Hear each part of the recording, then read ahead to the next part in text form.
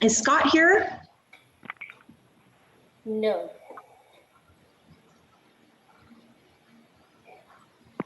And John Cunning. Oh, there's John. There's John, yeah. So it looks like we Oh, and have a, Carol just arrived. yes, Carol. Okay, let's wait a few more minutes. There she is. That was a fast drive home. It was. 17 minutes, door to door. I didn't think you'd make it. I surprised myself, okay? Okay, if we're ready, Chairman? Okay, it looks like we just have 2 people missing, but we have a quorum, right? Yes, ma'am. Okay, well, let's bring our meeting to order. It's 3:01 on May 13th, 2021. This is the Town of Loomis Land Use Subcommittee meeting, in particular for Sierra College Boulevard, northwest of Railroad Row. Railroad right of way. Right away. That's what I just call it in my head, Railroad Row, just for the. Row. And so I've already gone over all the different pertinent details over the last 3 or 4 meetings, or 50, depending on how many you're on. So I think everybody's pretty used to the way our methodology is, so I won't go into detail there. Do we have anybody, you do have somebody on phone? Or are they gone now? They're gone now. Okay, so let's just do the call to order then. And I already did that. Let's do the Pledge of Allegiance. I pledge allegiance to the flag of the United States of America, to the republic for which it stands, one nation, under God, indivisible, with liberty and justice for all. Thank you. Let's have roll call, please. Okay, Jan Clark Kretz, Here. Bonnie London, Here. Ryan DiMartini. Okay. Scott Toussaint, Here. Mike Fournier, No, Here. no, I don't want to speak. Beth Williams Roskoff, Here. auxiliary member Thor Ludi, Here. and auxiliary member John Ireland. Here. Awesome. Hi, everybody. Welcome back. We'll move to now committee comment for items not on the agenda. Does anybody on the committee have anything to talk about not on the agenda today? I'm going to interrupt just for a second. I forgot to call John Cunnington. Okay. Is he here? I don't Here. think he is yet. Oh, okay, perfect. Thanks. I think Ryan's the only one not here. Perfect. And is there any public comment for items not on the agenda? I have a raised hand. Hang on just a moment. David Ring, you may unmute. Can you hear me? Yes, sir. Yes. Okay, so I'm supposed to be in office hours right now, so this actually is on the agenda, but I only have like five minutes right now to talk. So I'm gonna have to leave after this. But I wanted to let you know I live in the area that you guys are dealing with, and what I want to remind you all of is that I'm sure you're aware of this, but that corridor on Sierra College and also along I-80, that's like the majority of people who come to Loomis are going to drive straight through there. And so I-80 and what you guys are discussing right now, Sierra College, that's where we are essentially advertising to everyone who comes through what Loomis is. And I feel like if you are going to rezone everything, and not everything, but as we deal with this process, and if things get rezoned and we're just adding more commercial or more housing, no one's going to know they're in Loomis. They're just going to be driving from wherever they are, work to home, and it's just what's in the middle. And so I think we should try to keep that in consideration. I personally would like to see it stay more agricultural, maybe bring, if we could, I would like to see agritourism and agricultural uses be more applied for Loomis's economy. And so maybe if we could, I don't know, greenhouses or do something else along the way, just so that it's a separation between Rockland and what will probably be Lincoln in the couple of years. And so lastly, the last thing is that that right now, as of right now, my opinion is that I personally wouldn't change the zoning around too much in this area, just because yes, it's going to build out around us, but I really think we should play it a little safe and see what's going to happen, and then see how we can. I mean, be proactive, but also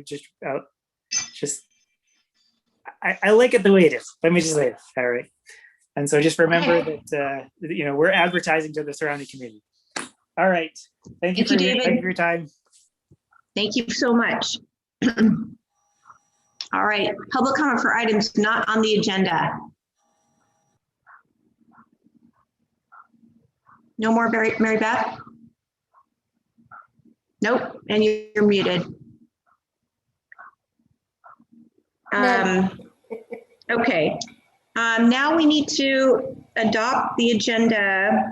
And just before we do that, I just wanted to let you know that the items that are in our consent agenda needs to be moved to the next meeting because they were not readily available for everybody. So we're going to actually move that on the consent agenda, but I did want to bring that up because I'm not sure if everybody's familiar with how we work with our meetings. We're going to be adopting our agenda and then going to move on to our consent agenda, but we're going to move that item off. So with that said, back to our regular agenda. Is there anybody in the community that would like to give me a motion to adopt the agenda? I can move to adopt the agenda. Okay. Is there a second? I'll second. Thank you. Let's have roll call. Hey, get back to that. Jan Clark Hetz, Aye. Bonnie London. Yep. Scott Toussaint, Aye. Mike Fournier, Aye. John Cunnington, Aye. Beth Williams Ruskoff. Here. Okay.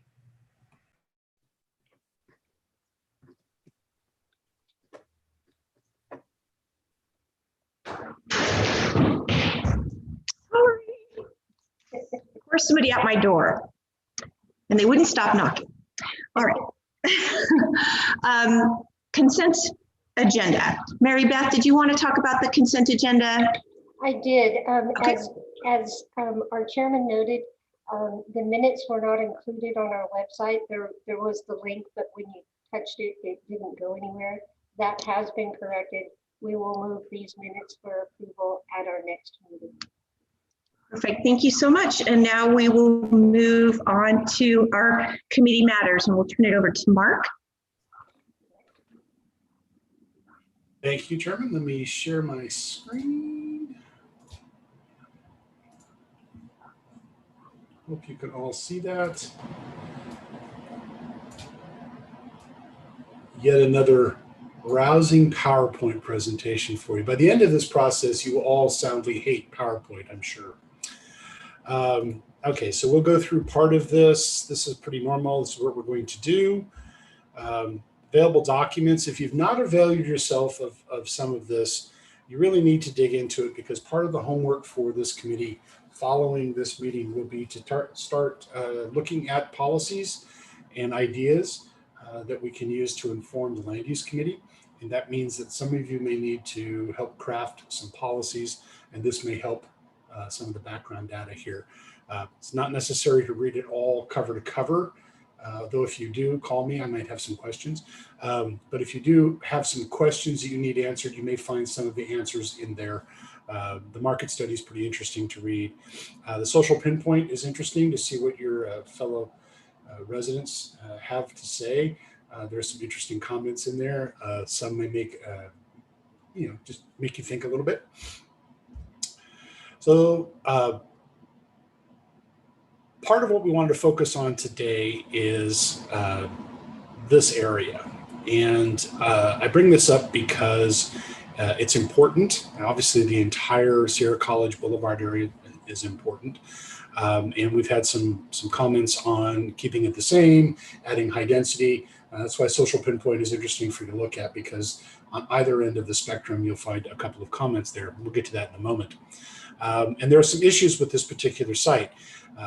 The current general plan calls for it to have a rather high traffic component. And as all of you know, getting there is not easy. And it's certainly not easy with traffic. And there are a lot of folks in the area that would probably be rather annoyed if we added a lot of traffic to their route.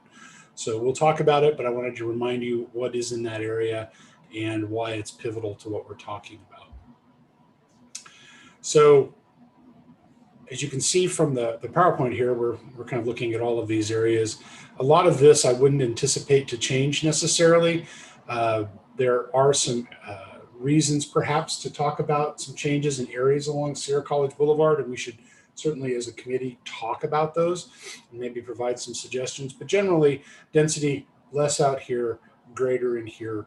And of course, we'll talk about this in a moment. The difficulty here, I mean, I get a kick out of Bankhead Road is called a road, and in any part of the world that isn't really agrarian, that would be considered a lane. And you can almost touch both sides of it if you stand on the center line. Those of you that know the area well know what I'm talking about. I personally love it. It is a beautiful way to go. It is also not something that would be conducive to a lot of traffic, at least in its current state. And I think widening it would almost be a travesty, just based on how beautiful it is today. However, that is certainly one of the options. It certainly is a connection between Sierra College and King, and is part of our circulation network.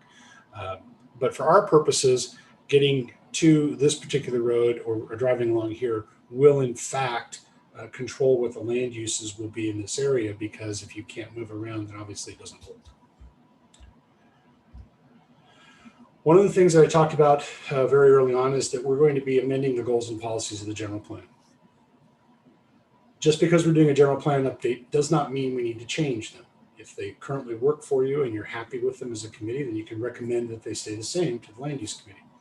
If on the other hand, you have some changes that you think need to come out to reflect what the citizens have told us and what you fully feel as a committee, then we're going to need to modify it. This is a single slide out of a much longer presentation, like 8 or 9 slides about how to write goals and policies. You don't need to memorize this. None of you are going to necessarily become professional general plan writers. But I bring it up because your ideas may be shaped differently in English so that we can use them appropriately within the general plan document to inform the ordinances and policies that would come after that. We have received some comments. All I know is that I'd like a glass of wine and to be sitting right where this picture was taken. About compacting higher density, but maintain the rural atmosphere. This is kind of an interesting photo because the dirty little secret is most of Europe is higher density. Most of Europe has developed over a couple of millennia. In order to feed themselves, they have prized agricultural land, and so housing has been necessarily compact. It isn't true everywhere, but where I grew up in England, high density was pretty much normal. Everybody lived in an attached product of some sort, and we lived in a very rural part of the country. Residents like the minimum size of lots. That's going to be a discussion item if and when we decide that we need to redesignate something. So just something to be thinking of. In response to the chairman's concern last time that we only had one person, we've been pulling these comments off of Social Pinpoint and also off a spreadsheet that we're generating. We have not been necessarily attributing to them to anybody because we don't want to highlight anybody for a comment they've said. We have been editing them for typos and things just to make them clearer to read. And so I apologize for the text on this, but hopefully you can see this. There are some concerns about making Sierra College more of a road or more of a development area. There's also some concerns with development that has been approved north and south of the city or the town in Lincoln and in Rockland, and what that's going to do to traffic along the roadway. Again, I'd point you to Social Pinpoint because it's starting to get populated with things.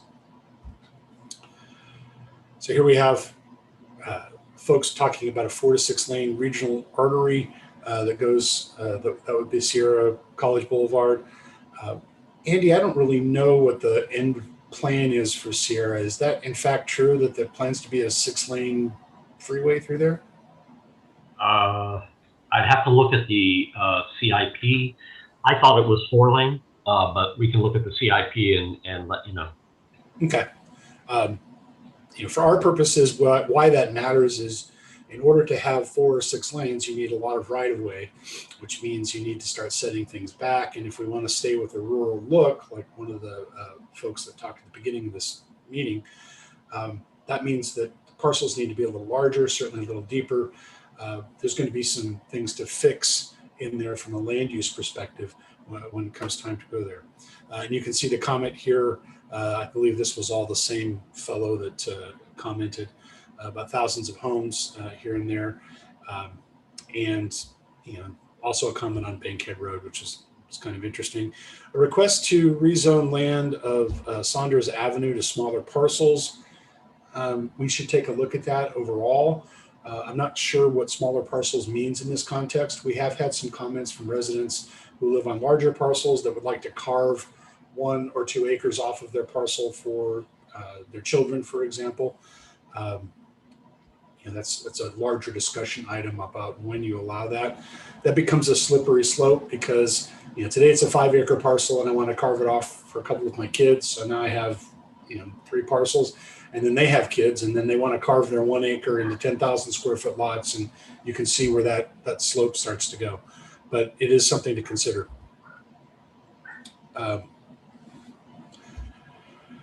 So take a look at this. It wasn't part of the original piece, and I'll explain some of my thought process here. And I was trying to grapple with the idea of how we make this useful as a developable piece. And we understand that there are issues to there are existing people that live in the area, and they need to be protected, if you will, from new development. There needs to be some connectivity to the rest of the town. I've already mentioned that I think Bankhead Road probably is not your arterial for that area, at least in its current state. And as one of the members of the committee mentioned previously, getting to Bankhead isn't exactly just getting out of D9 and putting some gravel and pavement down. That's going to be a very complicated process. Not that this one isn't either. So as I walk through here, a couple of things. If Sierra College Boulevard is in fact going to be a large roadway, having an at-grade crossing probably isn't in its future. At some point, there's going to be a cry for that to not be an at-grade crossing. In which case, any roadways that connect in this area are going to need to be set back far enough to make that happen. There's a slope. It all depends on the design. You don't want intersections this close to a railroad track anyway. And from the aerial, it looks like there's adequate room to do certain things. So this is one thought. The other thought would be to have a road that parallels the railroad tracks that connects this area. Now, if you look at the aerial, and those of you who know the area and spent any time out here, people already drive that route. When I was out here doing the, at the Blue Acre Park, when I was doing the outreach, there were people driving pickup trucks and motorcycles and whatever up and down that dirt road, including, I think the sheriff at some point chasing said folks. So the connectivity from here to here is already informal. I would suggest to you that maybe we should look at possibly connecting up here to Webb and down here to provide access to this area. And if there's any access out in this direction, and I used Bankhead, but there are other opportunities in here, other roadways. Oops. If I move this out of the way, you can see there are other roadways that may lend themselves to that. I don't know. I don't know the ownership patterns in here. This is just me with a crayon figuring stuff out. And then I think it would be interesting to have a pedestrian connection. Again, that would have to not be at grade to get to the downtown, so that there is some way to connect this visually, if not materially, to the rest of the community. Now, the types of uses that go in there, it could stay as a business park, although there's a current policy in our plan that talks about a buffer. Talks about a buffer between the houses to the north and west. It also talks about setting those back. Maybe that buffer becomes houses, and maybe the houses along there, that becomes their yards, and that's another way of getting that done. I don't know. That's something the committee can talk about. But my main thing was, without access, this is a pretty undevelopable piece of land, and that's been pointed out. And I'm not telling you anything new. And so I was trying to figure out how to get access that caused the least amount of disruption for the surrounding neighborhood and made sense. Yes, there would be some issues along here. Yes, there's some right of way. Yes, there's private property. Those are all things that can be dealt with over time. But anyway, this was a thought of how to get to there. So we'll go through that. Then here are the policies that currently exist in the plan. Right now it says the business park shall require access from Sierra College Boulevard. Well, if we look back to Sierra College Boulevard, this entire site would be accessed from this. That will not happen. There are state laws that prohibit that now. That becomes a giant cul-de-sac. It cannot develop in that fashion. So unless it develops as a single family lot and that's their driveway, which seems unlikely. So we have to figure out what could happen there in terms of access, and that's entirely up to the town. And so I've suggested some wording that would follow that graphic if that's something the committee wanted to do. This is an example of how we would modify the policy in there and make it work. And then as has been the habit with all of the modifications made for the town's documents, a small rationale or thinking behind it is included. And it says the next one, I like how I numbered it 1 and then 1 again. Thank you, PowerPoint, for that.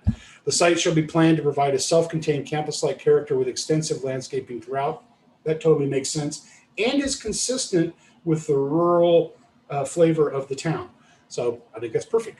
One of the questions is would you have a similar thought if you put housing out there? What if you had a campus-like setting that had offices and housing that shared the same landscaping? It can be done and has been done in other places. Proposed development shall be separated from the north and west by property lines by buffer of defensive landscaping, which to me sounds like planting blackberries, but that's just me, of at least 50 feet in width. Okay, here's the issue with buffers. If they don't get maintained, they become an area for mischief. They become an area for trash to be collected and people to get up to no good and become a fire hazard. So there really is no way to plant a moat between uses. If the issue is design, then we can build that into the policy statements. If the issue is the folks that live there don't want anybody looking into their backyard, we can deal with that from a policy standpoint.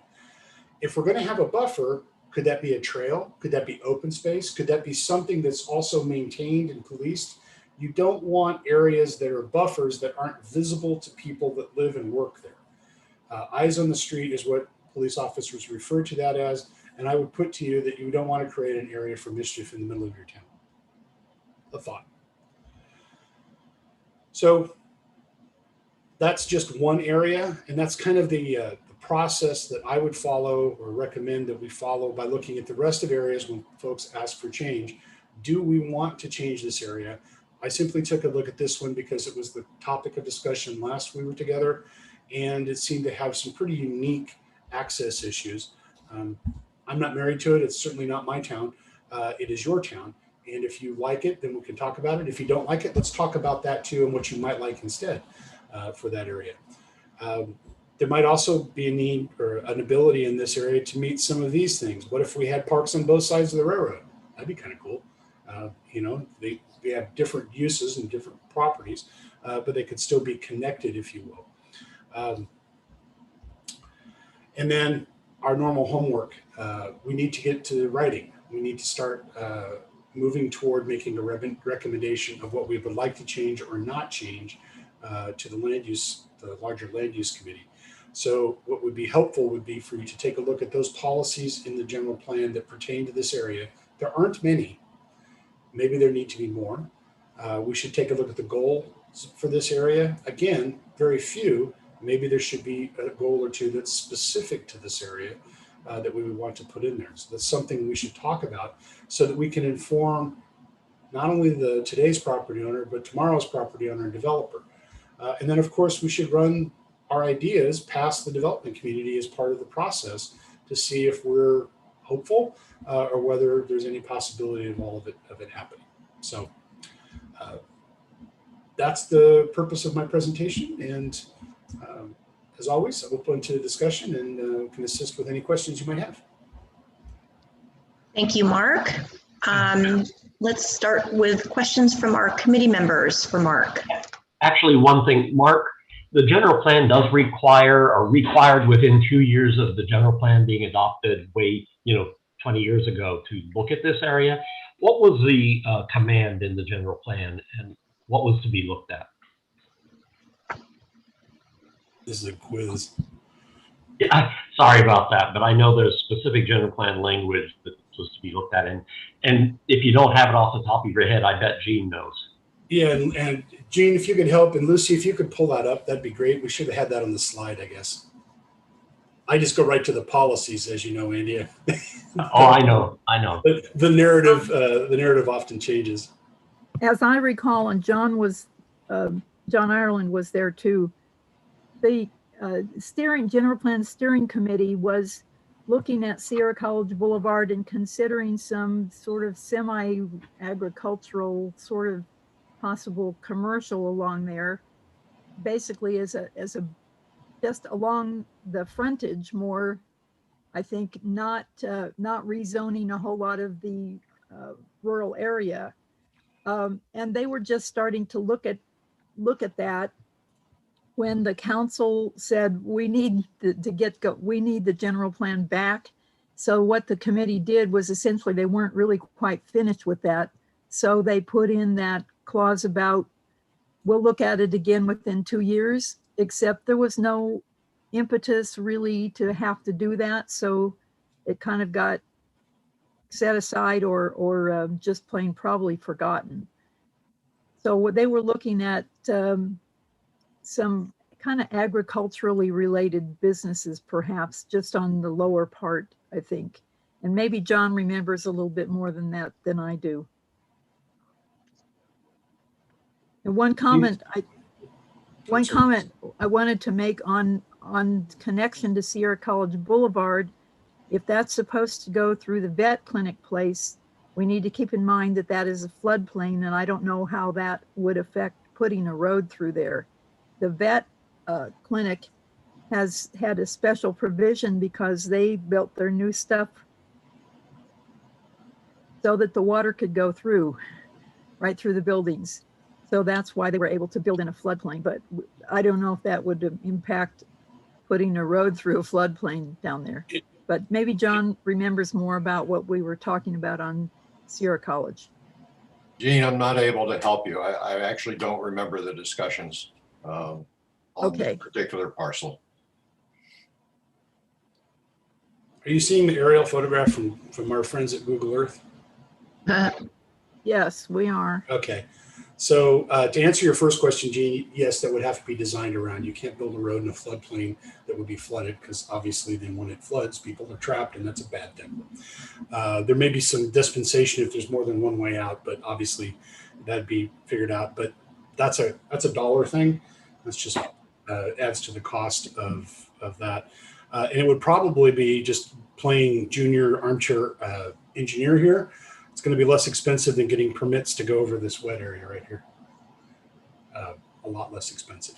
So, and then I wanted to show you the view here, why that's delightful as far as I'm concerned. That's the poster child for what a rural street looks like. So I can't envision a lot of traffic on this roadway, nor can I envision trucks on this roadway. So I don't see this as being a way to and from that site. And as I look at these homes that are on here, I don't see how you could widen the roadway without really just damaging almost everything about this part of the town. So that's why I started to look for other ways in and out. And anyhow, that was my, and so along here is Gene, is this where you're talking about along here doing agribusiness? No, I think it was more on the other side. Over here Yeah. or down in here or over here? I don't know if they I don't remember for sure if they specified. I know Ralph Trim's business there has come to the Planning Commission from time to time because he would like to not expand the business, he said, but just put more buildings. But we can't let him do it because he's grandfathered in and you can't increase the incompatibility. So he would be delighted if we gave him something that he could do more what he wanted. I'm not really, where's the other side of Bankhead? So here's Bankhead here, and it goes all the way up. So that southern part of Bankhead has a lot of, I was walking there the other day, it has a number of homes in there. And they're in, I presume, RA zoning. Yeah, I don't know the answer to that. So if That's something else, RE, that area is zoned RE. RE, that's the 2.3. So if something else goes in next to them, they're in, they have more rural atmosphere where they are. And if we put something really compact and dense in next to them, that's, we need to think about how, you know, we keep talking about the edges, being careful at the edges, and that would definitely be one of those edges. Yeah, that's a very good point, Gene. And that's something that we do put in land use, and that's, you know, a good place for policy and for some design concepts. It's not unheard of, to go back to our problem property right now, it's not unheard of to have, we refer to them as liner buildings or liner projects, where you would have something at a much lower density, you know, maybe not necessarily matching the lot sizes here, but something in that nature, so that they would be like to like. And then on the other side of that property, or the other side of those homes, if you will, that's when you can get more intense, and it provides a buffer to the folks that already live there. That's done pretty regularly, very common. The other thing you can do for edges, particularly if it's really rural, is you can have a landscape area along here that might be 20 or 30 foot wide, or maybe even 50 foot wide, that's maintained as a landscape area, planted and whatnot. So it gives the appearance, and then you pull into an area, and it gets more intense on the inside. So from the road, it's not visible, and from those folks' front yard, it's not visible. So those are all design things that are easy to accommodate within a land use plan. Well, that's sort of people's backyards. Actually, they've got horses and cattle. They've got cattle over there on Bankhead. So I guess I was talking about what would go into the left of that lower part, but we're going back to the business park triangle. Maybe I'm mistaken, but I thought Sean said that there was not space to put a road in there, that there was only something like 17 feet. Somebody said, can't we get the railroad to give us some space? And he said there's only 17 feet from the tracks to the fence, and that there wasn't enough room on the other side of it. I'm not sure about, you know, you talked about a road already through, but I don't see that on the map. It's not really a road, it's a dirt path. And as you look along here, there's no development along here. There's plenty of room here. Yes, it's private property, but that's how that works. Roads go on private property, and road right of way is purchased or dedicated, or an arrangement is made to make that happen. So he said the railroad, there wasn't enough to get land from the railroad, and we would have to buy people's backyards all the way down. It didn't sound like it was something the town was likely to want to do, to take everybody's backyards. It could very well be, but as it currently stands, this is an undevelopable piece of land.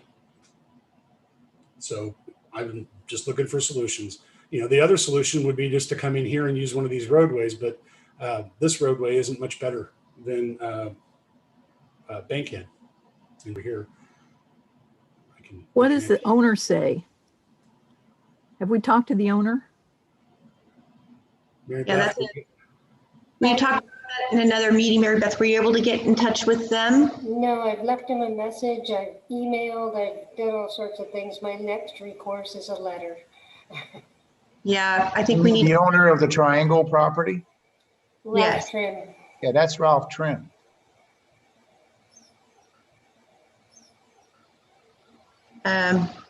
We might need to send him a certified letter then, Mary Beth.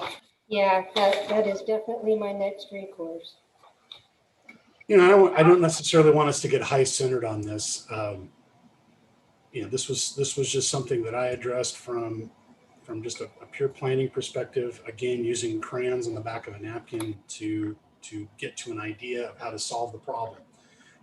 Yes, it may take some creative thinking. Yes, it may take some purchase of land. Developers are actually pretty good at that. That's what they do. But first, it takes an idea on the part of the city or the town if this is something they want to see happen. Right now, it's designated for business park, and it can't happen. So we can certainly leave it that way and allow somebody to figure it out later. There's a certain symmetry in that maybe we kick the can down the road for another couple of decades and let the next council deal with it. And it provides sort of a safety valve, right? At a later date, you can figure this out, and it doesn't get developed until then. But I think you're going to start getting pressure, if nothing else, to develop it as more housing. And given the roadway network here, it'll all be housing like this, which is, you know, what, another 6 housing units right next to your downtown. Doesn't seem to necessarily be what we're looking for, but maybe. I mean, maybe that's okay. You know, Mark, we can't kick it down the road. You know, if in fact we want to develop this, if in fact we need to connect to Webb Street, then those policies need to be in place, even though the city won't be purchasing the property right away, but we need to let people know what the intent of the town is, and that we really can't kick it down the road. The town needs to make a decision of what they want to do, and then lay out opportunities and pathways to accomplish that. Mm-hmm. Okay. I mean, fair enough. I mean, I suppose you could go this way and deal with the wetlands and the forested area here, and then rebuild Bankhead. But again, I think this route would be more disruptive than trying to figure out something this way. I suppose we could also theoretically look at a at-grade crossing, but I've not had one of those done in the years that I've been doing this. Andy, back in the days of Steam, did they may have done one. They just aren't done. So open to ideas. I just wanted, the only point of this cartoon was to get the committee thinking of solutions. We need to be solution oriented. We already know what some of the problems are. Are there solutions that make sense to the town that we could do? And this was my thinking. Chair, we have a couple of hands raised. Go ahead, Mary Beth. Tell us who's first. I think Mike Mike was first, yes. Go ahead, Mike. Oh, Scott can go ahead. Okay. Oh, thanks, Mike. Sorry, I didn't know how to, I was looking how to raise my hand there. Yeah, I don't mean to be like argumentative or anything along those lines whatsoever, but I guess I don't understand exactly what the concept is, why the town needs to figure out what to do with that property. If someone can, just like in a very layman's simplistic why is that the town's job? Because it seems like a developer really should be the one to figure it out, because, or whoever owns the property is the one with the vested interests, and they would figure out what the market is looking for there. And it just seems like I just conceptually don't get that. Okay. Excellent question, Scott. All right. Anders, you want to take that up, Anders? You want to do that, Andy? How about Mark? How about you and I tag team on that one, Mark? But first of all, the purpose of the general plan is to begin laying out the uses that the town wants. And with the uses, infrastructure is required, which includes roads, power, etc. And over time, you need to acquire those rights away. You need to lay out the vision of where the town wants to see the property developed. And as Mark noted, right now for a business use, that park is that parcel that we're talking about is isolated and it can't happen. And we need to be realistic about what can happen. And while a developer or a landowner may come in and have other ideas about how to make that happen, I think there is a responsibility that the town says this is going to be business park, then how do we make it a business park? Right now, it can't happen. And that's not an appropriate thing to do in a land use plan. So the town does have some responsibility, since they're designating land uses, to make sure it works. And there may be many solutions, and the developer may come in and have a whole new solution, but the town should have some idea of how to make that work as a business park or other land use that might be appropriate. Yeah, Mark, oh, go ahead. Yeah, sorry, not to interrupt. So I guess if you'll just kind of walk through my thinking process. So it's almost like the town may, and I don't mean to step on anyone's toes if anyone here was involved, but it's almost like the town made a mistake by designating it as a business park.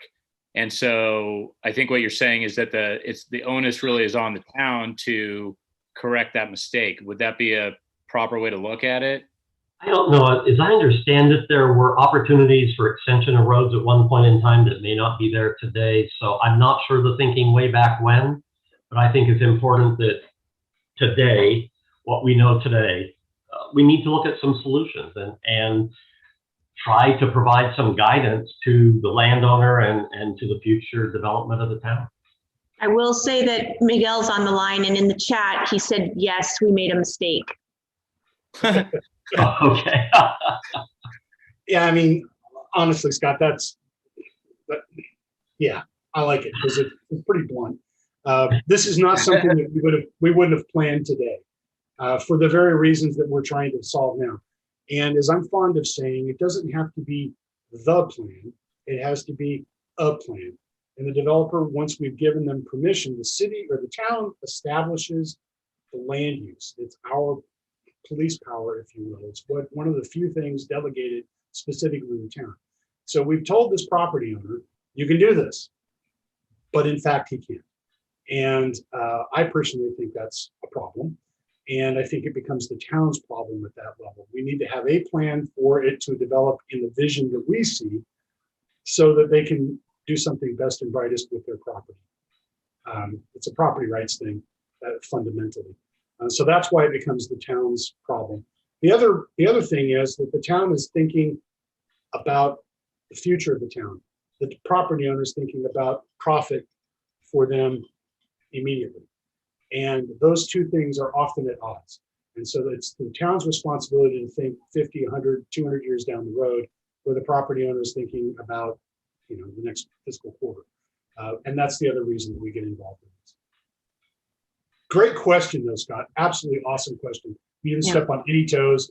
What I will caution people though, and this is what I tell my young planners, try really hard not to criticize the people that did the planning before you, because you don't know what selection of really bad alternatives they had to choose from, given a timeline or a budget. And we weren't there, and so we don't know what the assumptions were. So I just kind of look at it and go, well, that's unfortunate. How do we fix it? And that's kind of where I go from there, and that's my attitude anyway. Yeah, there's absolutely no point in pointing any fingers if they even deserve to be pointed, or if that even makes any sense. So yeah, totally agree. Absolutely awesome. Mm-hmm. All right, thank you. That was awesome, Mike. Okay, I'm going to let the cat out of the bag here, because I know that there are a lot of comments. regarding the potential development, that proposal that was approved by the council to be submitted. Wasn't the development was not approved. We were allowed to submit an application. The application has been turned in to the town as of today. Is it official, Mary Beth, that you've accepted the application? The application is in hand and the check has been deposited. Okay. I haven't looked at So- the application. It's in that process. So the application's been turned in, and it's a multi-use specific plan type, mixing medical, office, commercial portion with some residential near the creek and some light industrial. We went out and talked to a lot of people about it, and the reason I'm talking about it during this period here is because the first thing we did is we looked at that triangular parcel that Ralph Trim owns. And we did a lot of due diligence on it.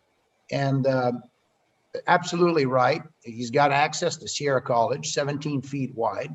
I can tell you the fire department wouldn't even look at that. You can't service a business park with 53-foot trucks going through a 17-foot lane. Furthermore, the lady nice lady that lives right there on Sierra College had no interest in selling. And I can tell you that, we had multiple conversations. And the last thing is having entrance through Sierra College right by the railroad crossing is a no-go. It's not realistic.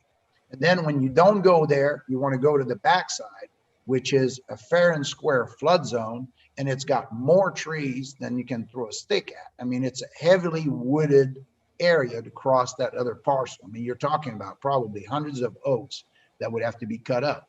So anyway, we decided that that was not an appropriate thing to do for both a financial, but also the access portion.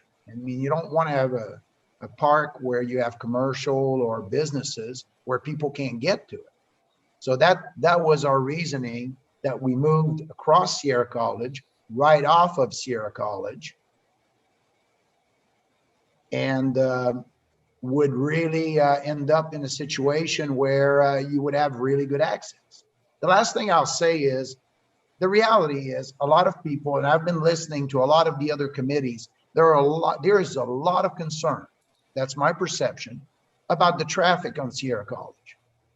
Not from people from Loomis, not the people from the town, but coming in from Lincoln, coming in from other places. But any way you skin it, there will be traffic on Sierra College. The traffic will get worse. I don't think, and correct me if I'm wrong there, and there's a remark, I don't think the town has the right to just put barriers at Sierra College and say, we don't let anybody go through anymore, unless you're from Loomis. I don't think it works that way. So that having been said, if you're dealt lemons, make some lemonade. Take advantage of the fact that you're going to have traffic, create tax revenue, create an environment where you take advantage of the traffic instead of basically saying it's a nuisance and then try to freeze that area in time. So that's what we're offering. And of course, it will be posted on the website, and I invite people to look at what we've proposed. But I just want to make sure people understand that that triangular parcel has been very, very, it has been evaluated thoroughly, and it just was a no-go. You couldn't do a business park there. That's it. Thank you, Mike. Thanks, Mike. Who's next, Mary Beth? I can't see. Yeah, John Ireland.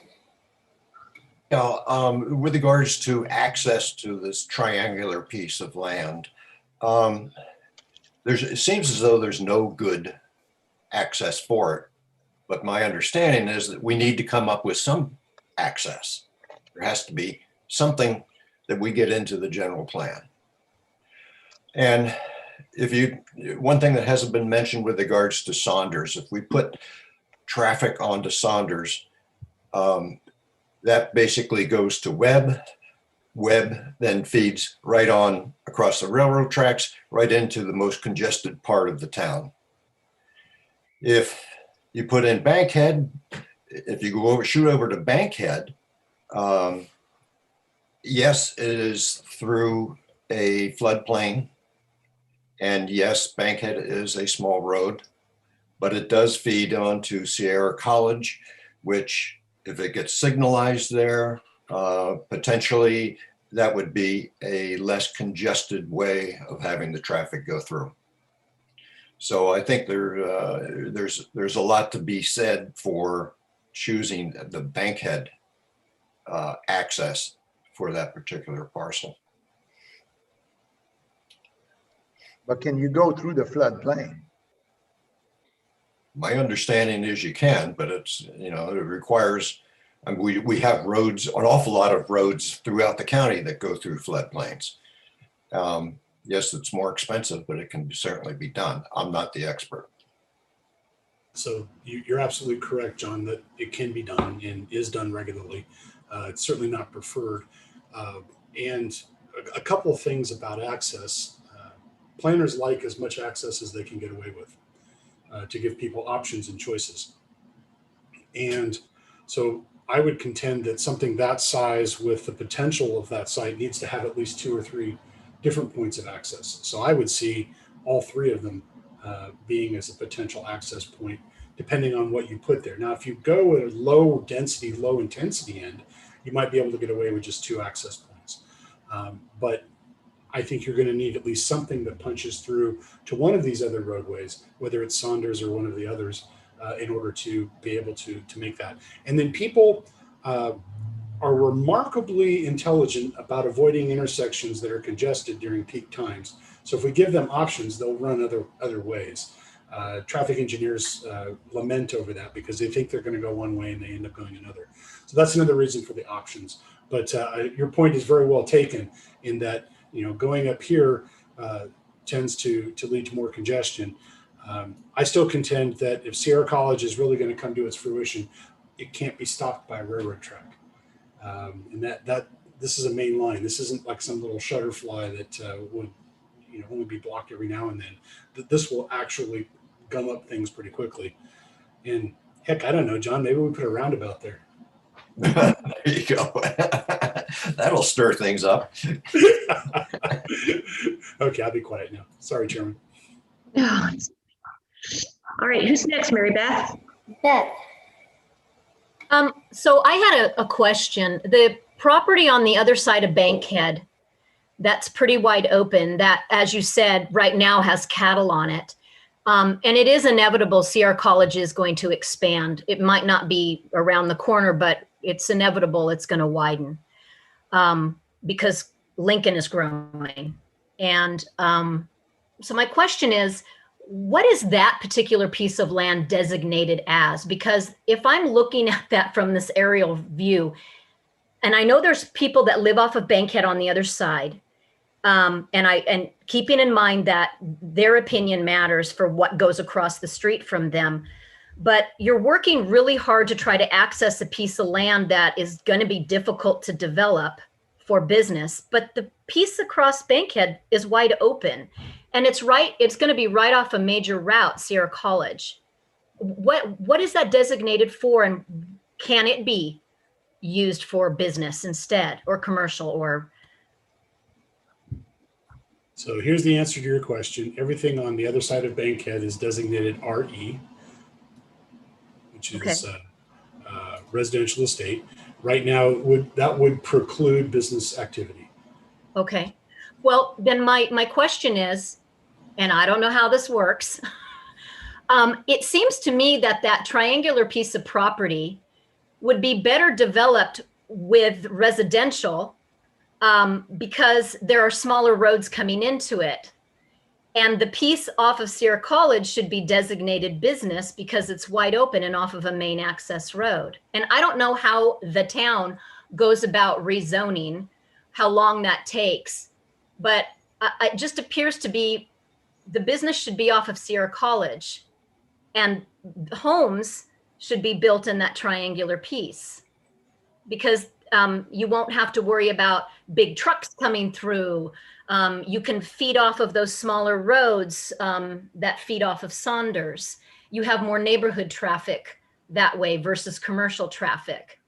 I'm just throwing that out there because I'm looking at that map going, it seems feasible to build on that wide open piece of land that has access and put homes in on the triangular piece where you can build roads through.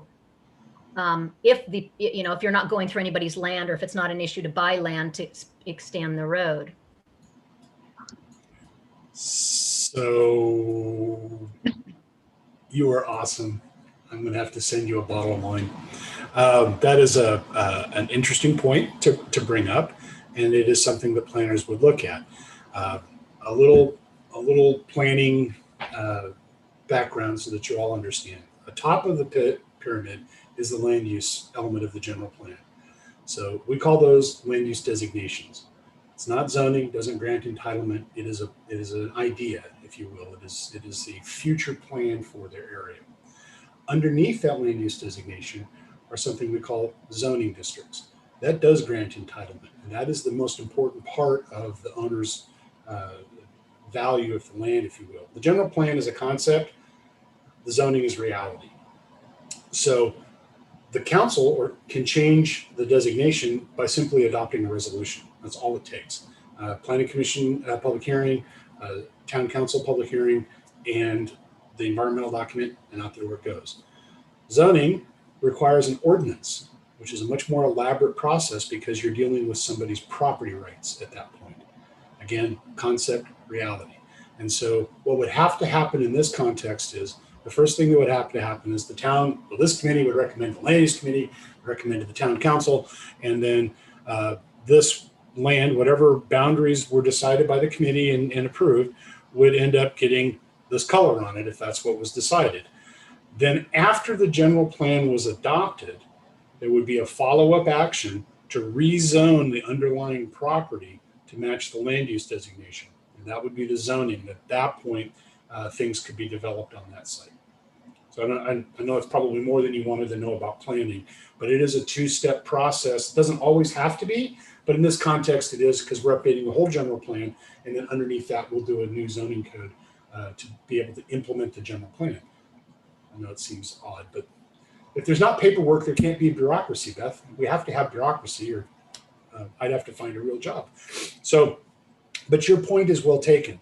From a planning perspective, ignoring everything else we've talked about, you have a very busy road that has ungodly numbers of traffic that's going to be on this road. Somebody's going to want to take advantage of all these little fish going up and down the stream and pull them off to get some money out of them, or provide a place for them to work and spend their money. And so this corner here is going to be very valuable at some point in the distant future. This is a major roadway, and it's going to have a lot of people on it. Now, I will also tell you that if it's just a commuter route, the chances of somebody stopping for more than a Starbucks on the way to and from work, pretty low. But that's as may be. Putting housing here might not be a bad idea. It certainly solves, as you very correctly pointed out, you can put housing to different roadways. People will get annoyed, but not nearly as annoyed as Mike was pointing out, a 53-foot long truck trying to get through a road that's only this wide. So those are all trade-offs. You know, it is noisy back here. There's a train, as everybody in town knows. Does anybody in the town live far enough away they can't hear the train? Yeah, I live in Roseville. Believe me, I can hear the train. I actually like it, but I'm weird. And it, just reminds me that there's other things going on. So, but we have to worry a little bit about that. Housing near your downtown, never a bad idea. These are potential customers. Might also be an opportunity to rectify some of your park problems. We have a park deficiency in our community, and putting park near people is always a good idea. So there's lots of things that could happen. This owner may not be all that happy if we take the BP away, though. Because they may have invested. Mike probably knows more about that than I ever will, but they may be thinking they're sitting on a gold mine when in fact they may not be. So that's the perspective there. Awesome comment though. Okay, John, I think John Ireland's hand's been up. Yeah, I agree with Beth. I think that particular parcel of residential use is appropriate. My question then comes up, do we get into a situation of a taking if we were to put it, if we were to change it from the BP to an RR or something like that? I have my perspective, but we also have an attorney on the call, so maybe we let the attorney answer that. Broadly speaking, no, that would not be a taking to change the land use designation with the general plan amendment. Okay, but when you'd have to bring the zoning in compliance with the general plan, would that then at that point constitute a taking? No, also not. Okay. Okay, thank you. Yeah, I think I would just like to speak and say that, you know, without having talked to the owner, I think a lot of us can see that changing something without actually talking to the owners is abhorrent a little bit, even though I know it's the town's job to find land uses. So, you know, we really will be reaching out to the owner and we will talk to him before we meet again. You have my word on that. So who has their hand up?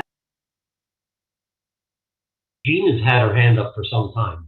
Jean, go ahead. Okay, this was going back to the access and why did the General Plan Steering Committee do this in the first place with no access? I think at the time there was an idea that there could be a Swetzer Road extension, and I don't remember that being, I don't remember specifically at those meetings, but I remember being at a meeting in which the circulation of the town was given, there was a workshop or something, and it was kind of assumed that they could do that Swetzer extension down there. And I think hadn't really looked into what they would have to do it.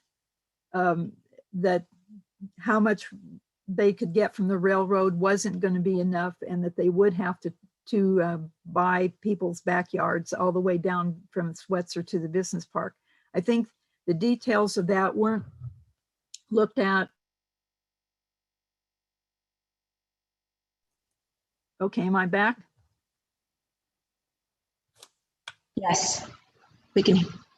You can hear me now or not? Yes, we can hear you, yes. Okay, I'm not sure where I got cut off.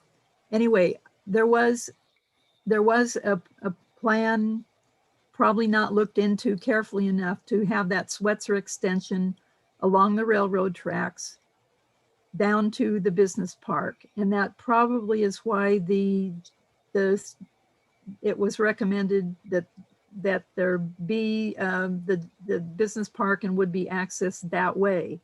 And I think it wasn't looked into carefully, that there wasn't enough land we could get from the railroad and how much we would have to take away from people's backyards all along the tracks there, people that have been there a long time. So I think that idea basically got scrapped, and then we're left with this parcel that's not accessible again. But I think that's the history of it. One of the things I did want to ask Mike, or at least somebody, as you proposed the uses across the street, across Sierra College, I see the opportunity for jobs and for some housing, but what does that bring the town? It doesn't seem to bring us, if we're calling it commercial, it doesn't seem like it's really bringing us sales tax, which is what the town needs for its income. Well, Gina, I'd love to answer that if I may. Sure, Yes. thank you. We had a fiscal impact analysis, and you know, things change, and there's been a little bit of massaging that occurred, but it was bringing an extra $500,000 a year net for the town, what we had proposed. And Gene, it'll probably vary. It could be 450,000, it could be 550, and there's an integration portion to it. And another thing that was really interesting is I was reading on some of the documents that we were told to read, and I was surprised that the town actually gets a lot of revenue out of this business park. the Switzer side, and not necessarily just from sales tax. They get it from sales tax, but not from retail sales. They get it from a lot of businesses that are in the northeast portion there. And the point is, that was part of what we had evaluated, the fiscal impact analysis. And it's been submitted to Mary Beth, by the way, the result of that. Thank you. And real quick about the cattle, it's Ray Miller's cows and my cows. And I was talking to Ray this morning, which is, you know, heavily invested with his wife, Alina, in the community, and he supports the project. I mean, we've talked to a lot of the neighbors on Bankhead, and we've not gotten opposition. Because really, it's not including Bankhead. I want to make that clear. Thanks, Mike. I see John's hand. Yes. Go ahead, John. Just to Jean's point, I wonder if some of those people along the railroad up by between Webb and the business in the triangle, I wonder if some of those have been like, you know, encroachment. Sometimes people, if there's nobody behind you, you'll just expand your yard. And so I wonder if looking at access, if we would need to get a surveyor involved.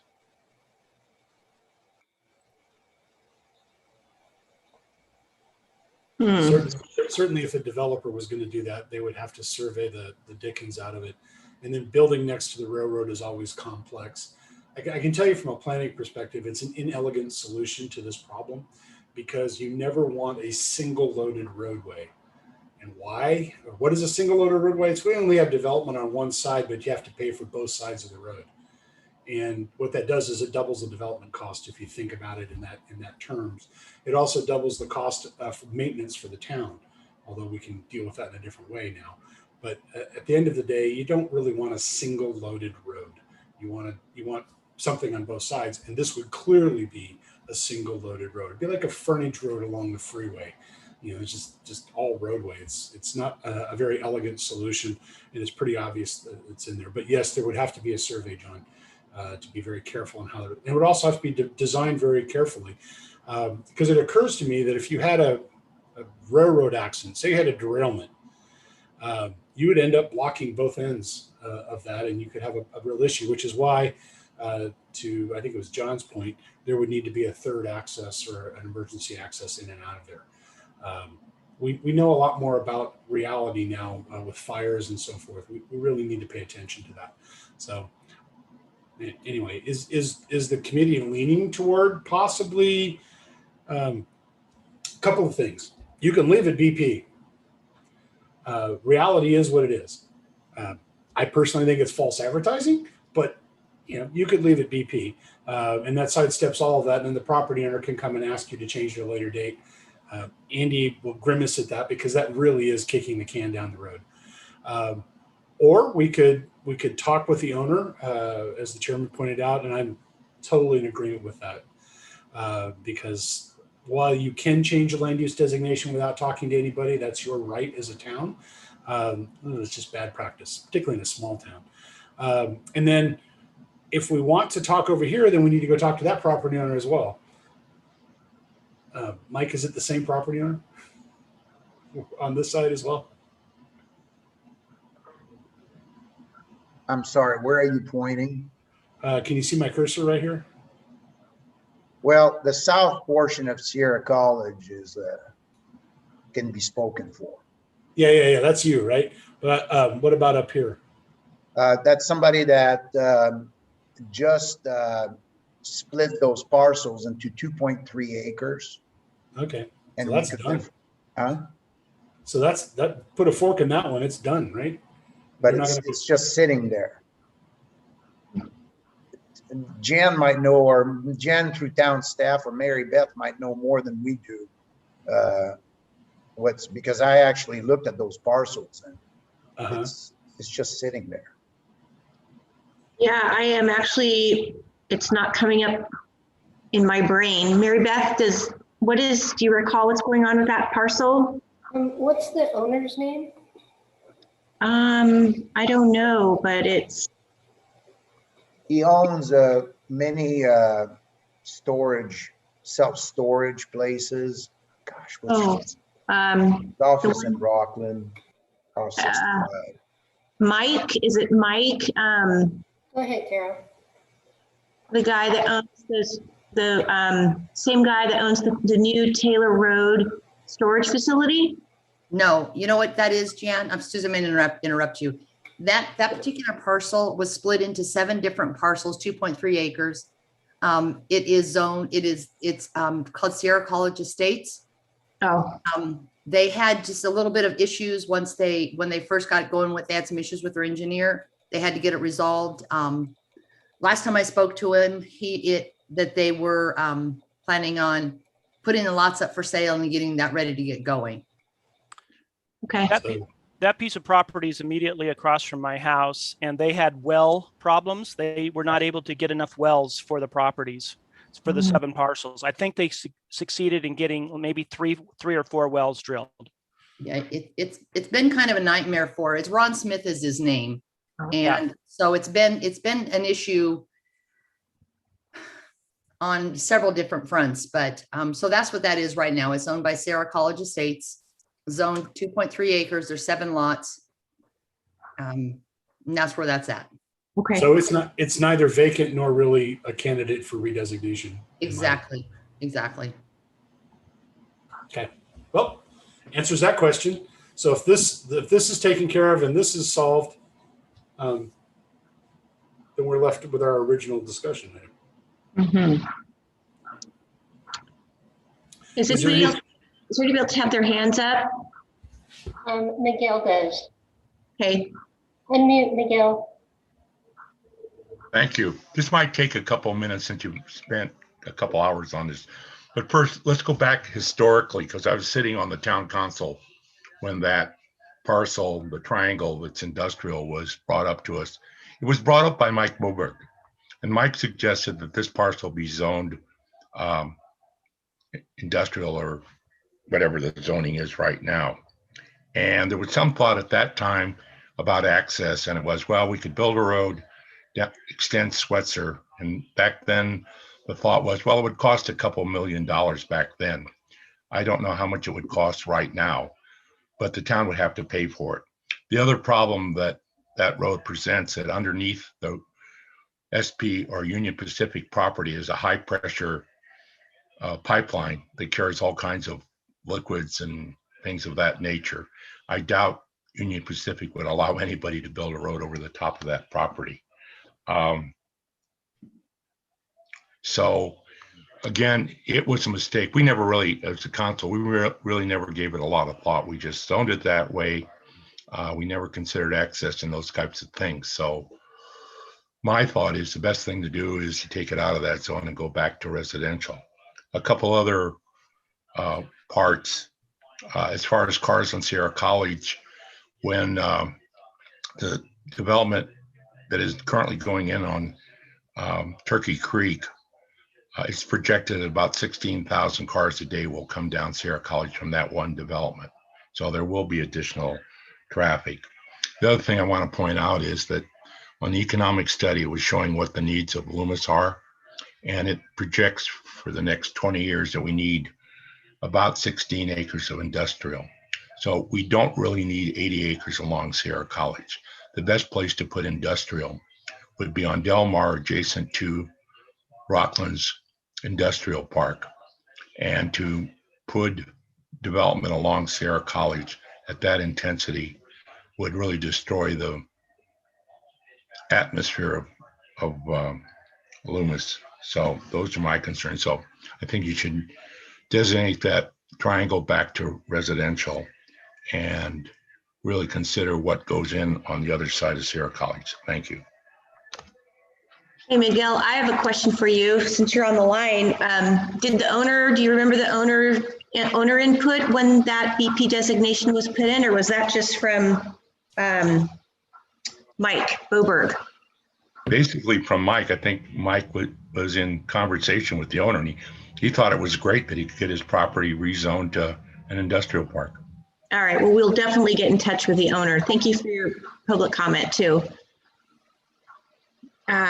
Anybody else? No, ma'am. Okay. I have So a question. Mary Beth, when will the proposal be up online, and where are you going to place it so people know where to look for it? And I think, Mike, I think you're calling your proposal the Green Business Park. Is that correct? Yes, it is correct, Andy. So Mary Beth, if you could explain where that's going to be posted and when it's posted for people to look at it. Yeah, so on our website under current projects is the pre-application submittal, that request, and we will continue it on that page under current projects.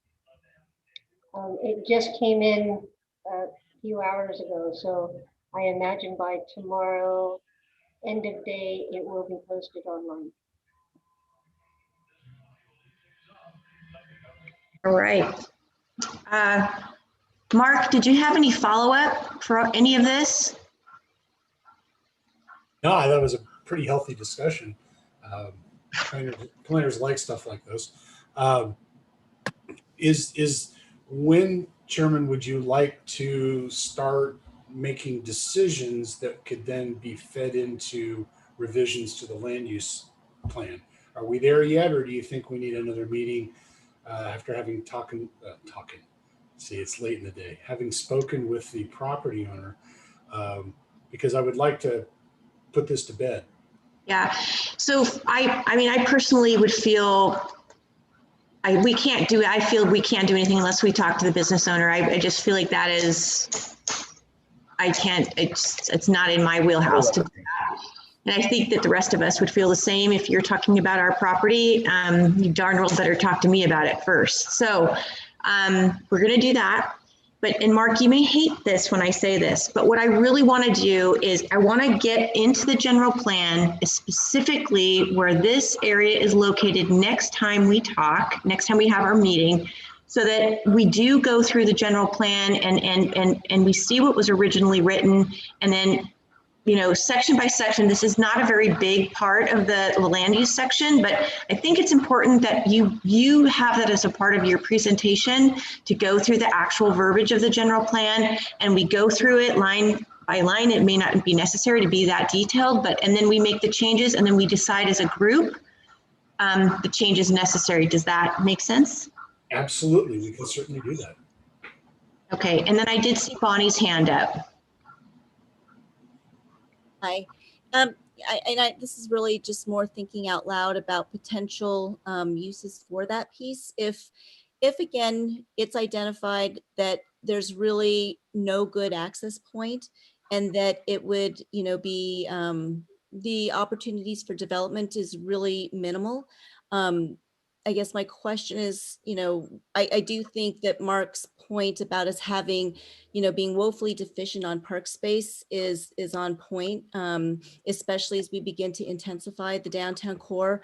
The only issue again is going to be connectivity, you know, for this piece. And I think going over the railroads is going to be very expensive and a safety concern. But then I guess the other question is, my understanding is, you know, we have a lot of trees that we're supposed to be banking. Would this be, you know, potentially a site for banking some of the oak trees that we have run out of space for? But I also agree that all decisions should be, you know, consulted with the owner. Mm-hmm. Thanks. Yeah, excellent points, Bonnie. Thank you. So we actually have a lot more homework now that Mike's turned his project in as of today too. So we'll all need to definitely look at that. We will be getting in touch with Rolf, the owner. And then, you know, looking at some of the things and what we've been talking about today, it's been making a lot of sense about, you know, Bankhead Road, while it is a road and it certainly is rural, there's really, you know, shouldn't have any means to add anything more to that road. So I do have a question for Anders. You've been in on the circulation committee. Have they brought this area up at all? Not at this point in time, because we don't have the setting section done yet, so we're running behind on circulation, and definitely as your ideas come forward, it will go to the circulation committee for their ideas. But we're running behind in the process on circulation. Okay. Also, Jean has had her hand up for a while now. Oh, thank you. I can't see. Go ahead, Jean. Well, I'm thinking about, Mike is going to obviously need a general plan change. I presume I don't know if he's waiting till we do the general plan update, or if he's planning to bring his project in for a special, a general plan change before that. But I'm looking at this and thinking, well, if one person wants to come in and get this change at that point at Sierra College Boulevard, are we also looking at going further, potentially up? And if so, how far up Sierra College Boulevard would we be looking at making this kind of change? Are we only doing it for one person's business?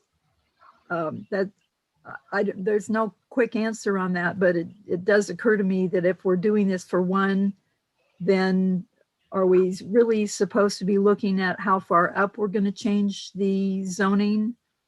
And I don't know exactly what Mike is asking for zoning wise, if it's one of our current zones or not.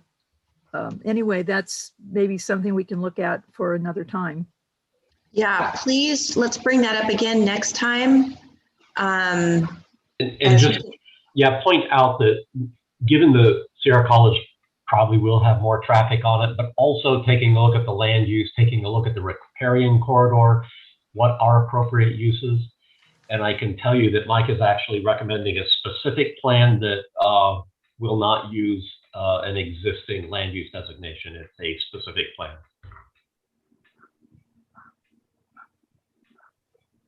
Okay, I see John Ireland's hands up. Yeah, I'm not sure. It sounds like we're going to be kind of wrapping up here. Though there were a number of comments that were submitted with concerns for the designation in the area of Saunders, King, and Bankhead.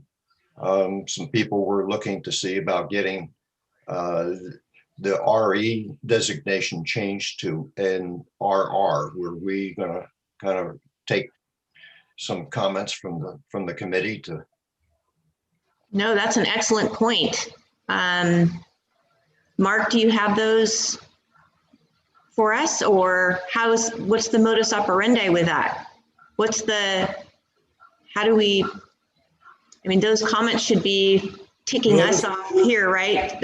Okay, so we need to eventually figure out when the comments need to be evaluated, because we're getting comments on a regular basis. It's not possible to keep up and have everything done in real time. So we're going to have to figure out, I've got to work out with Anders and with the rest of the team, how we do those requests and how we figure that out. Part of the concern is that sometimes they're not specific. If you just say change the area from here to here to something else, how does the committee take a look at that? How do we evaluate what that is? But yes, we have some of those comments there. Some of those comments are already in this presentation because they were there when we pulled the presentation together. But we're getting comments pretty much on a daily basis, which is what we want. But sometimes they'll be real time and sometimes they'll be a couple of weeks late just based on when we have to present stuff. So at the end of it, there'll need to be a reckoning, probably toward the next couple of meetings, we'll have a list. These were all requests. And I was going to bring that up before we talked. I mean, we spent a lot of time here and here, but our charge is to look at the rest of it as well. So we probably need to pay attention to that. There's been a talk about green line, or not green line. So some of these here, you can see the comments are already in here, and we need to figure that out. So these were just the ones that we've been able to pull from the spreadsheets and from the points now. So absolutely, but we'll put together like a checklist, Chairman. So we can say, okay, we looked at this, what's the committee's recommendation, up or down? And we can just kind of go through each of those and discuss it, and then let the committee make a decision on what to do with that. Yeah, that'd be great. I've seen the spreadsheet. Is that an Excel spreadsheet, by the way, that those comments are in? It is an Excel spreadsheet, but we posted it as a PDF. So if you need it, as Excel, then we can do that so you can sort it. Yeah, I was going to suggest that we sort it by the elements, and that way each committee's, the comments that's related to those committees, you can sort them off for us, or, might make it a little bit easier. And then Mark, I love your idea of, we literally will need to look at each one of these and tick them off and as a group. So it'd be really helpful if we could do that. And that was a really, really great question, John. Thanks for bringing that up. And just so you know, the comments that have been posted online were through May the 9th, I think 658 comments. We're still updating that list. Our intent was to try and publish that once a week. It was too much to publish it on a daily basis. The other thing you should be aware of, a lot of the comments deal with more than one element. So when you sort it,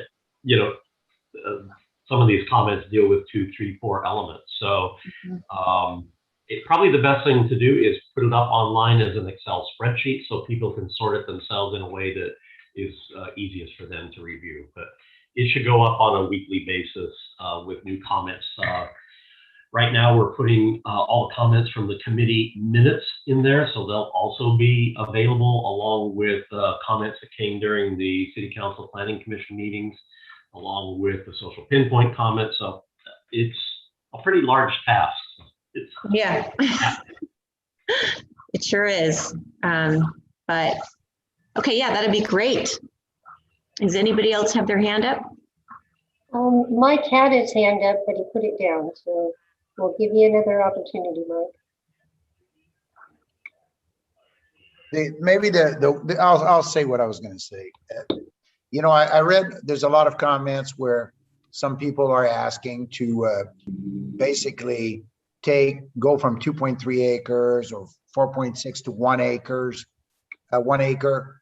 And at the same time, I've had discussions with people that have larger parcels that are really concerned about, they don't mind the idea of a higher density. They just don't want to lose the ability to have animals while they still own the parcels. So the point that I want to bring up is that can the committee explore the restrictions that can be grandfathered in on parcels that people already own? Or how does that work? If somebody has in a 4.6 acre and has cattle, for example, and they like their cows, they want to keep their cows, but they'd really like to have a higher density, but they don't want to lose the rights of having their cows while they still own the parcel. How does that work? They're not joined at the hip, Mike. Those are two separate issues. Typically, you could have, in fact, planners encourage, if you have a larger property, continue it in ag as long as you humanly can. Where it becomes tricky is when you're surrounded by higher density and they complain about the cows. Now, as a beef eater, I love cows. Haven't met one I didn't like. But people that move from the city into the country then start to complain about the fact that they don't smell as pretty as the countryside looks. But there are ways of dealing with that. We have right to farm ordinances that we put together, clarification, things like that. So your point is spot on. It deserves a policy or two in the general plan specifically to state that. The same would go for horses, goats, sheep, any of the livestock, including pigs, and things like that honestly the residents are used to having the ability to do now. But the general plan wouldn't take that away. I wouldn't even go so far as to say it's a non-conforming use, Andy. I would say if your property is large enough, do it. And that would be in keeping with the rural town. But they're not joined necessarily, Mike. They can be done separately. And that's a really good point, particularly for a town that wants to maintain its rural character. And I don't think we don't have policies like that currently in the general plan. So probably I'm thinking, Mark, they belong in the land use element, but this committee could make the recommendations for that. I think we do have a right to farm though. And Jean, she's on the line. I know she's got a memory like a steel trap. Jean, don't we have a right to farm? Yeah, am I on? Yes. Okay, yes, we do have a right to farm ordinance, and I think the current general plan mentioned something about that we would develop a right to farm, and we do have that. We have a lot of. How you doing? Good. How you doing? Pardon? Okay. The other thing is how many animals and what kind is determined by your zoning currently. So if you make your zoning more dense, you might not have the same kind of, at least as it is now, even though you have a larger parcel that you haven't divided, it might be iffy if you can have the same amount of animals on them. And one thing I do want to mention is the glossary, that the new glossary uses the standard agriculture definition, which is food and fiber, and that does not include apparently equestrian. So the current zoning ordinance glossary, which is the one that has been passed by the council as part of the zoning ordinance, and therefore I assumed part of the general plan, or at least in our definitions, that one does actually include equestrian. And I was going to send a comment in on that because I think it's important in Loomis that we use our own definition and not limit it to food and fiber. This did come up when Shambhala Ranch applied for their equestrian center. That was very important that they were included in right to farm because our definition of agriculture does include equestrian uses. It also allowed Grace Kampfeffner, when she did her new equestrian center right next to Rockland, to be able to go to the owners of the property next door when they were going to put in, I think, apartments and say, I want to make you aware that I have a right to farm in Loomis. So you just need to be aware of that and let your people know, whoever moves in, that's the case next door. So that's a glossary point that we really do need to change to fit Loomis and not just the standard food and fiber. Excellent. Thank you so much, Jean. That kind of made me think of something else, and I can't remember where I saw this, but I think I was reading somebody saying that there were no equestrian trails in Loomis, and that's not true either, right, Jean? I mean, isn't there one right through Montserrat?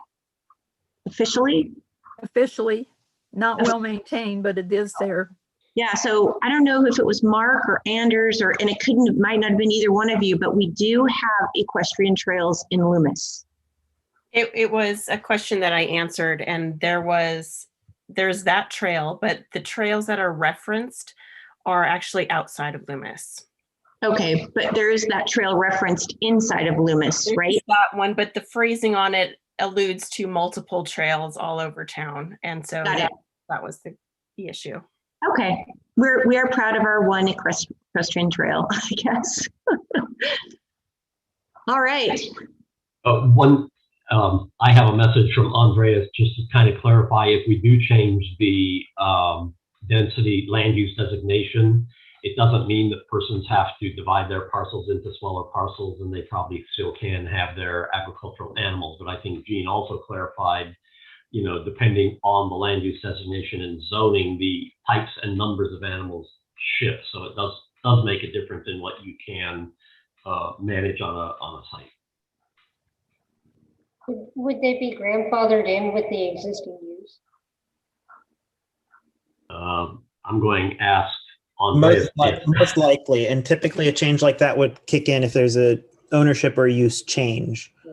And so if somebody's farming a certain type of livestock right now or a certain quantity, and we change the underlying general plan designation, that change would likely not affect them until there's some change that they're proposing. And that could be if they're going and looking for a building permit to change what they've got built on their property, or if they're looking to subdivide. But in general, they would be able to carry on as they have been. Well, could we make a recommendation to grandfather them in so a building permit would not void that? Adding another barn or another house on the property would not void that. only if they sold it would the new zoning become an issue. I know in Sacramento, that's what they did on the old industrial off of Raleigh. The people were able to continue operating just like they were. And then when they would sell, then it was understood that it would have to become an industrial use off of Raleigh Boulevard.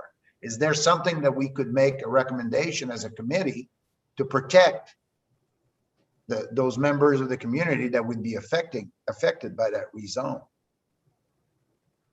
There's likely some language that we could include to kind of strengthen the grandfathering, to kind of strengthen the circumstances in which they could keep on with their current use. Yes.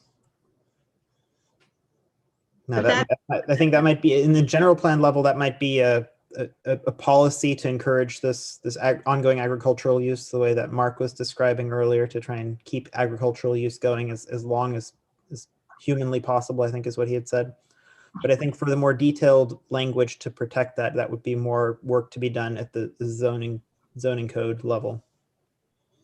Because from what I understand, the right to farm applies to the larger parcels. And then Jean, you can correct me if I'm wrong. What we're saying is if somehow those get designated into a smaller designation, then they still have the right to farm, but the numbers of animals might be restricted because of that.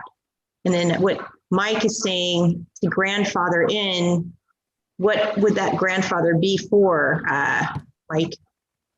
No limitation on the number of animals. If you have a parcel that's 35 acres and all your neighbors, which is really a real situation in Loomis, you have large parcels, and then right next to it in a 4.6 acre area, an RA area, you have more than 50% of the parcels that are non-conforming that are too small. So you have the people living on 1 acre, half acre, 3/4 of an acre parcel right next to the big acreage. And the people that own the big acreage, they don't want it split because they don't want to lose the ability to have their animals. But in reality, you have a dichotomy here. And if the people that have larger acreage could be told, hey, you have your big acreage, as long as you own your land, the quantity of animals that you're allowed to because of the zoning change will not affect you. We're gonna say basically in the zoning ordinance, and Andy and Mark could define it exactly where it would have to be. But when you read the zoning code, for example, and let's say an RR, I'm just going to give you an example, or an RE. Well, if you have a parcel of a certain size and you've owned that parcel, you get to maintain your previous number of animal privilege, because in reality, the number of animal privilege is based on the size of the parcel.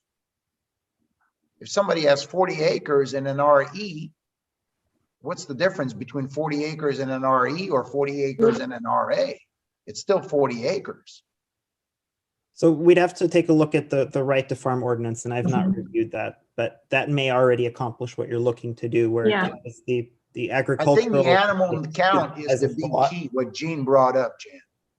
Yeah, no, and I think I kind of get your point, Mike, and I know that you're trying to, I see that you're trying to make sure that the amount of animals is protected, and I think that's great. But I think just because we already have the right to farm may already protect them, but I'm not sure. And I think our attorney was also just trying to clarify a little bit. I think he's going to look into it, right? And kind of maybe get back to us next time.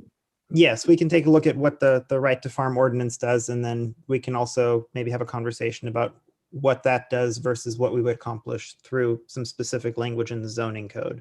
Yeah, okay. Just to keep focus on the general plan here, I think this is really a policy statement rather than a really detailed language. Again, I think that's more appropriate in the zoning code. Absolutely, but it's a good point to bring up to remind all of the land use committees that there's that there is that in its existence anyway. So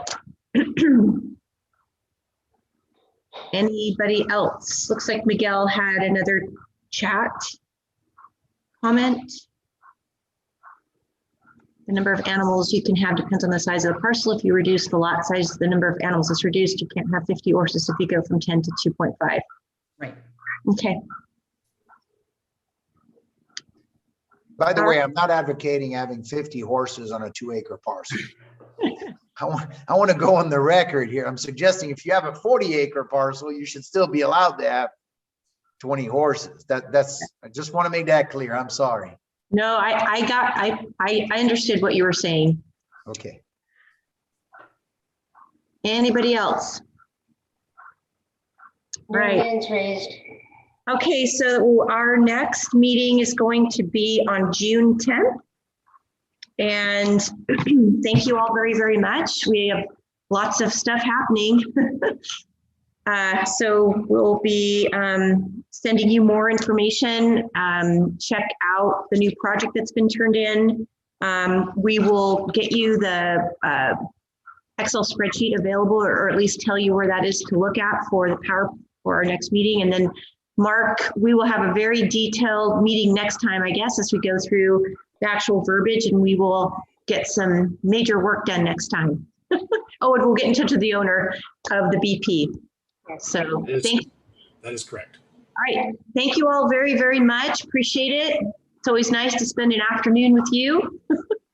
So we'll see you in a month, okay? Thank you. Bye.